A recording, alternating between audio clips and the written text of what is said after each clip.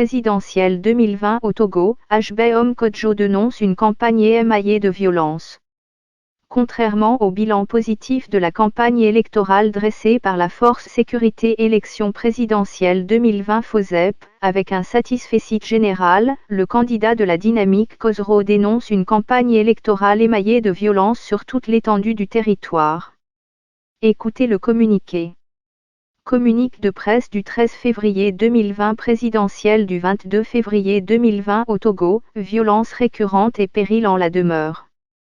Les forces démocratiques de l'opposition de la dynamique Monseigneur Philippe Fanoko Kozro portent à la connaissance de l'opinion nationale, de la diaspora togolaise et de la communauté internationale que la campagne électorale ouverte le 6 février 2020 relativement à la présidentielle du 22 février 2020 est émaillée de violences récurrentes un peu partout sur le territoire national.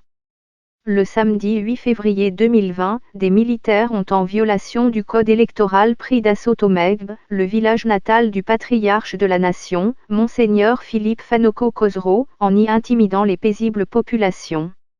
Le lundi 10 février 2020, le député Gabriel Queville du mouvement patriotique pour la démocratie et le développement, MPDD, a été interdit de campagne à Dapa ONG où il a été renvoyé manu militari par des forces de l'ordre. Il a dû s'exécuter malgré son immunité parlementaire pour ne pas donner cours à une spirale de violence.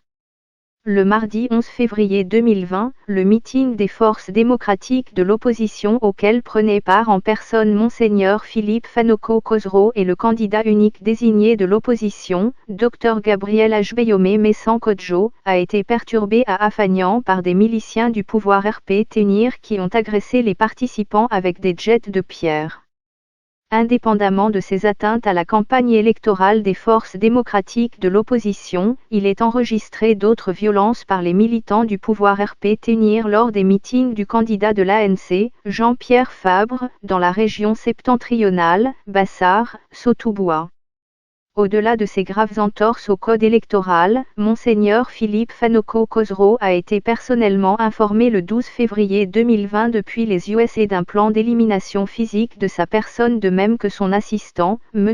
Marc Mondji et le candidat unique désigné de l'opposition, Dr Gabriel Hbom Messan Kodjo.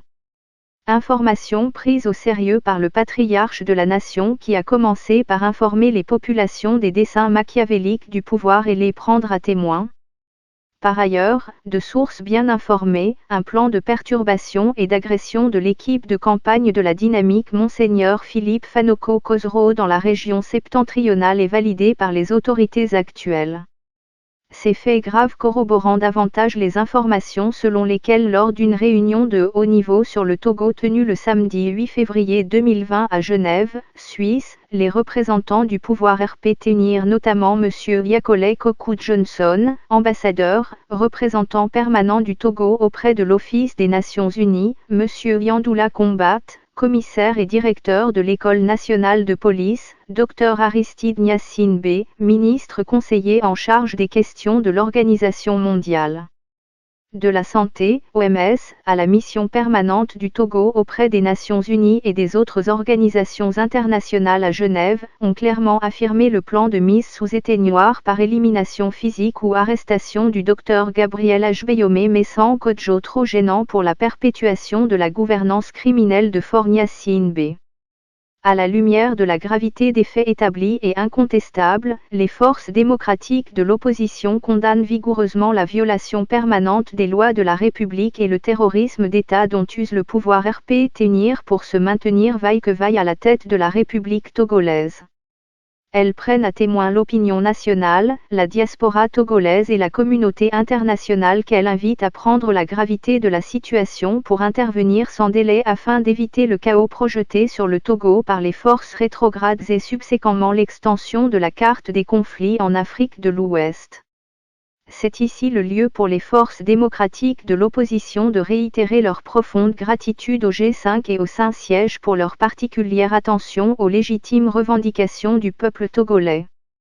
Les forces démocratiques de l'opposition lancent un vibrant appel à une mobilisation générale sans précédent aux populations sur toute l'étendue du territoire national et dans la diaspora pour faire échec au dessein macabre des forces rétrogrades hostiles à l'alternance politique pacifique cette année 2020, en sortant massivement voter le 22 février prochain le Dr Gabriel Ajbeyome Messang Kodjo et défendre la vérité des urnes en vue de la libération nationale. Signe.